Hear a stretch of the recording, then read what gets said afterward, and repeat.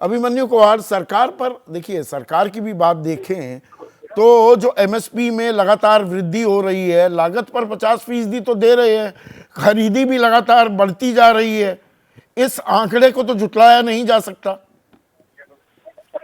देखिए संदीप जी, मैं उस आपके उस सवाल पे आऊं उससे पहले मैं एक पूरे देश की जनता को आपके माध्यम से ये बताना चाहता हूं कि देखिए आज एक तानाशाही बढ़ती जा रही है पूरे देश में। कल शाम से हमारे जो किसान नेता इस आंदोलन में शामिल हैं सबके ट्विटर अकाउंट बंद कर दिए गए हैं। आज हमारा भी ट्विटर अकाउंट बंद कर दिया गया है, कोई कारण नहीं बताया गया उसका, और सोशल मीडिया के अकाउंट्स बंद किए जा रहे हैं। दूसरी बात है, अभी हम यहाँ पे खनौरी बॉर्डर पे है, दो हरियाणा और पंजाब का जो बॉर्डर पड़ता है, यहाँ पे कम से कम 25 किलोमीटर लंबी ट्रैक्टर ट्रॉलियों की लाइन है और कम से कम 50,000 से ज्यादा किसान यहाँ पे हरियाणा पंजाब के मौजूद हैं। आज यहाँ पे प्रशासन की तरफ से कम 1,000 आंसू गैस के गोले दागे गए। हमारे लगभग 15 किसानों को काफी चोटें आई हैं, उनके ऊपर लाठीचार्ज किया गया है।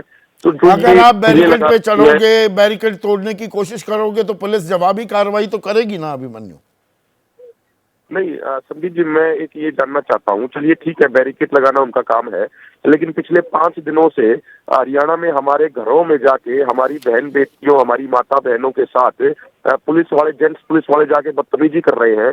हमारे पदाधिकारियों को ये धमकाया जा रहा है फोन करके ऑन रिकॉर्ड कि भाई हमें पता है तुम्हारा बेटा एमबीबीएस की डिग्री करता है, उसकी डिग्री बंद करा देंगे। हमारे पास वीडियो है, मैं आपको भेजूंगा, जिसमें पुलिस वाले गांव में अनाउंसमेंट कर रहे हैं कि किसी का बेटा या किसी परिवार का सदस्य अगर कोई आंदोलन में गया तो उसका पासपोर्ट रद्द कर दिया जाएगा। मैं तो सिर्फ इतना जानना चाहता हूँ, ये भारत का जो इतना एक बेहतरीन संविधान बनाया बाबा साहेब अम्बेडकर ने, उस संविधान के कौन से नियम में ये लिखा हुआ है कि शांतिपूर्ण आंदोलन करने वाले का पासपोर्ट रद्द कर दिया जाएगा? सरकार को थोड़ा और समय चाहिए, तो समय देने से इनकार क्यों है?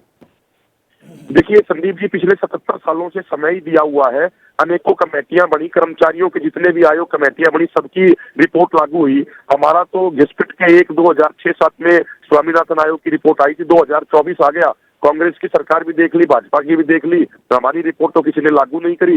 ये 77 सालों से हम कमेटी का इंतजार करते रह गए। इसी का नतीजा है कि पिछले 30 सालों में सरकारों की गलत नीतियों से परेशान होकर 20 लाख किसानों, सरकार दावा करती है एमएसपी में पिछले 10 सालों में किसी फसल में 81%, किसी में 84% तक का इजाफा किया है दामों में, भुगतान टाइम पर हो रहा है, खरीदी बढ़ रही है, जितनी पहले खरीदी होती थी उससे ज्यादा खरीद रही है सरकार। संदीप जी, जो दवाइयां थी जो खेती में उपयोग होती है, जो बीज है, जो खाद है, उसका रेट कितना बढ़ा दिया सरकार, जरा ये भी तो बता दे। पहले 50 रुपए का यूरिया कट्टा आता था, 270 रुपए का, पहले वो 45 किलो का किया, और अब वो सरकार ने सल्फर कोटेड के नाम पे वो 40 किलो का कर दिया। तो डायरेक्टली उसके रेट बढ़ाने की बजाय उसका वेट 10 किलो कम कर दिया, यानी वो लगभग आपका 20 से 25% महंगा कर दिया। वो आप कीटनाशक दवाइयों की बात कर लीजिए, 200% तक सबके दाम बढ़े हैं। आप डीजल की बात कर लीजिए, डीजल के दाम कितने बढ़े हैं। तो अगर आप एवरेज अंदाजा लगाएंगे संदीप जी, पहले भी आपके शो में चर्चा हुई थी कि अगर हम 2014 के मुकाबले देखें तो लगभग जो लागत है कृषि की, उसमें 70 से 80% उसमें बढ़ोतरी हो चुकी है, कम से कम बता रहा हूँ। और अगर कई दवाइयों की बात करेंगे तो 150% एमएसपी पर एक सहमति बन जाए किसानों और सरकार में, तो बाकी मांगों पर तो बात बाद में भी हो सकती है। गलत तो नहीं मैं समझ रहा हूँ आपकी बात?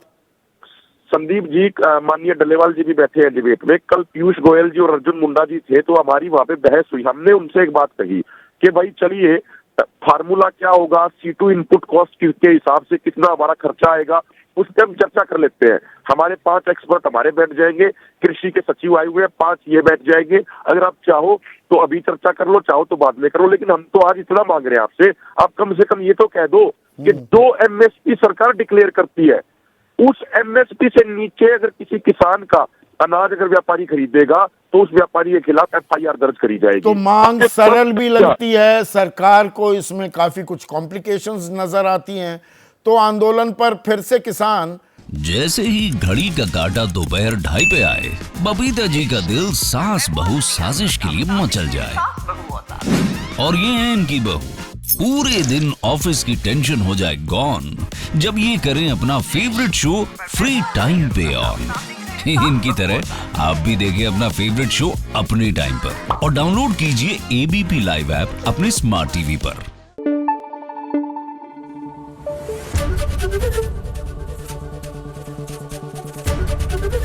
एबीपी न्यूज आपको रखे आगे।